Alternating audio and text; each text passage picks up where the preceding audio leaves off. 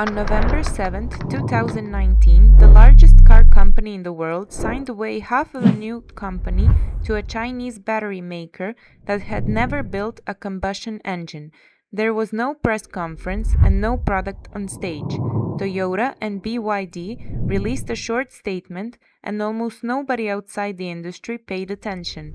6 years later, that agreement has produced a Toyota that sells for about $18,000, and it has more than doubled the company's electric vehicle sales in a single year.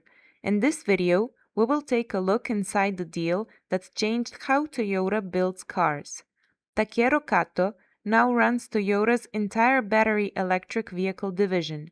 Describing what he found when Toyota's engineers began working alongside BYD's, he said he came face to face with the competitiveness of Chinese components for the first time. He said he was struck by a sense of crisis. We're in trouble. However, many drivers still do not understand what the deal actually was underneath it. So, what exactly did Toyota sign in Shenzhen, and what it's like inside the small office where the largest car maker on earth learned to build like a Chinese startup? To understand why Toyota did this, it helps to look at what happened when Toyota tried to do it alone. The BZ4X was Toyota's first mass-maker electric car built on its own eTNGA platform, and it went on sale in spring of 2020. In June of that year, Toyota recalled it because the wheels could come loose and fall off. About 2,700 cars were affected. Production and sales were halted, and they did not resume until October 6, 2022.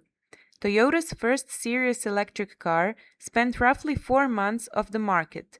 At the same time, the ground was moving underneath the company's largest growth market. In 2024, Toyota sold about 1.8 million vehicles in China, a decline of 6.9%. Battery electric vehicles were 1.4% of that, and plug-in hybrids were 1.5%. By 2025, new energy vehicles reached 16.49 million units in China, or 48% of every new car sold. Chinese brands held 69.5% of their home market, up more than 30 percentage points since 2020.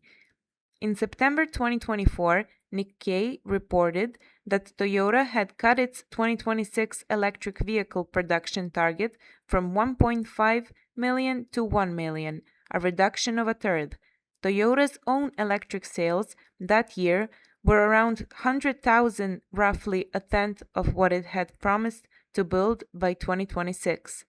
The problem was never money, and it was never engineering talent. The problem was time. In China, a new model can go from a decision to showroom in a fraction of the time a Japanese program takes, and every month of delay is a market share that does not come back. When trying to understand what Toyota signed, it depends on two vital concepts which sound familiar but are quite different: a supplier deal and a joint development company. A supplier deal is the arrangement almost every car maker on earth uses.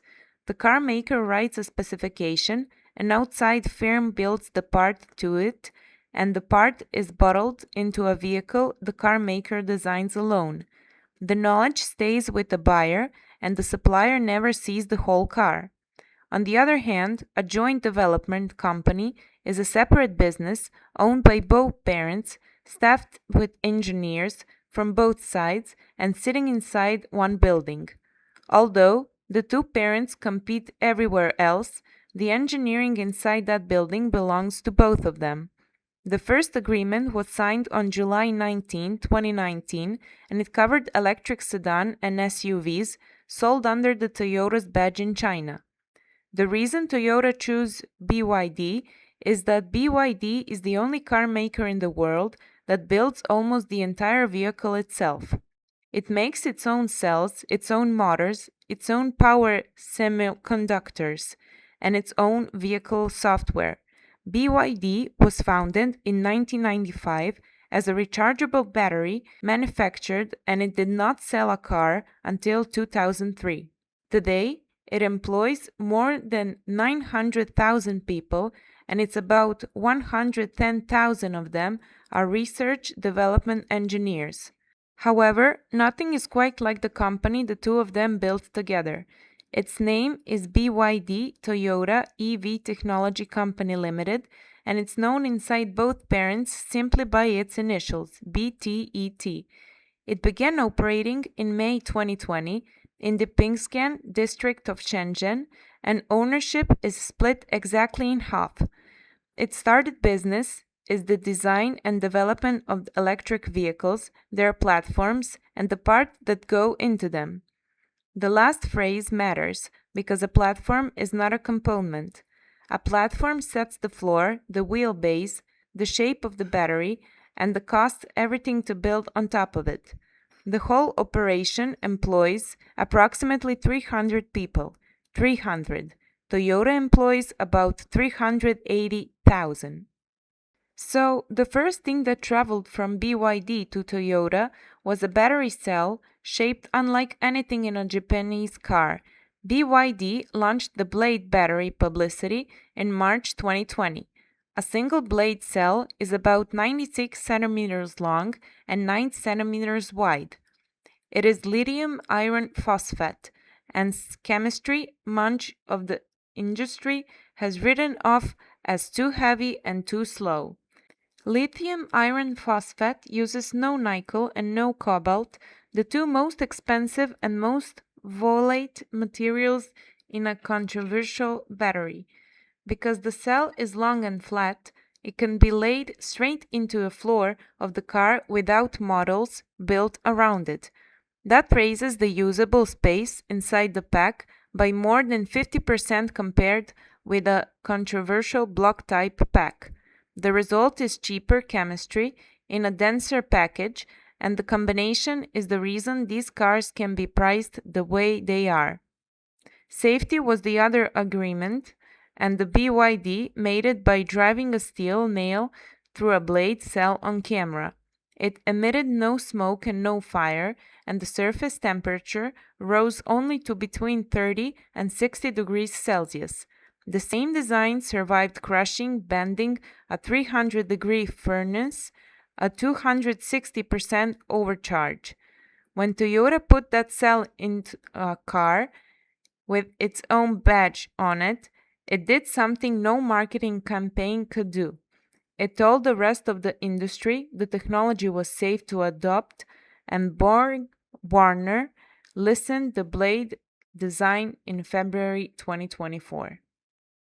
The first car out of the partnership was the BZ3, revealed in October 2022 and built by FAW Toyota. It was the first electric Toyota sedan and the first Toyota to run on a BYD battery. It started at 169,800 yuan, and its first full month in China, it was sold 2,342 units. The BZ3 was not a success. It was the rehearsal. On March 6, 2025, GAC Toyota launched the BZ3X at 109,800 yuan, or about 15,150 US dollars, which made it the cheapest electric car Toyota had ever sold. The order system took 10,000 orders in the first hour, and then it went down under the load. In its first year, the BZ3X sold more than 80,000 units.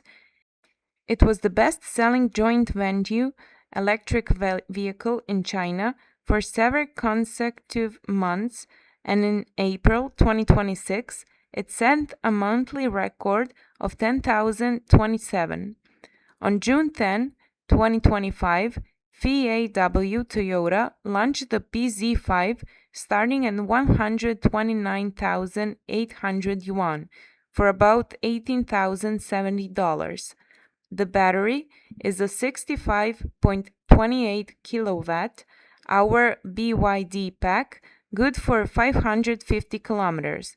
In April 2025, Toyota committed about $2 billion to a wholly owned plant in Shanghai for Lexus electric vehicles, with production targeted for 2027. At the same time, Volkswagen Technology company in Hefei cut its development cycles by about 30% and its cost by about 40%. So, the phrase that has entered the industry is China speed, and it does not describe a factory, it describes a decision process. What Toyota bought in 2019 was not a component, it was a calendar. None of this is free. Japan's automotive industry employs for about 5.5 million people, and most of them do not work for Toyota. On October 12, 2024, Toyota chairman Akio Toyoda spoke at Nagoya University. If electric vehicles simply become the only choice, he said, including for our suppliers, those people's jobs would be lost. He was there to unveil a bust of his father. Those suppliers have surrounded Toyota for decades, machining, casting, and assembling the parts of internal combustion engine. An engine is thousands of moving pieces, and almost every one of them is somebody's job. An electric motor is not. The batteries in Toyota's Chinese electric car are built by BYD. The motors, the cockpit, software, and the driver's assistance in the newest one comes from Huawei, Momenta, and Calb. Every one of those wants a Japan company's contract. Toyota has not said how many of them are coming back. Toyota's answer to all of this is a battery it does not have yet. The company is targeting all solid-state batteries in production vehicles around 2027 and 2028, with a claimed range up to 1,000 kilometers and a 10 to 80% charge in about 10 minutes. Its partner, Idemitsu, began building a solid electrolyte plant in January 2026 due to completion at the end of 2027. If that works, Toyota gets back thing that BYD deals was covering for. Although the strategy is working, the ground is still moving. In the first 5 months of 2026, Toyota sold 155,074 electric vehicles worldwide, an increase of 138.3%. In May 2026 alone, it delivered 37,330, up to 170.9%. In that same month, Toyota's total sales fell 7.2%. BYD is under pressure too. In the first quarter of 2026, its net profit fell 55% and its vehicle sales fell for 30%, as China's price war cut into margins. The two companies that signed the agreement in 2019 are both now being punished by the market they built. Now, that's it, guys. What do you think about Toyota's deal with BYD? What do you think about the future of the car industry in the years to come? Let's hear your opinions or views via the comment section. We'll be glad to hear from you. Please do not subscribe unless you are into cars and technology, because that is what this channel is about. Now, let's watch another fantastic video from our channel. I'll meet you there.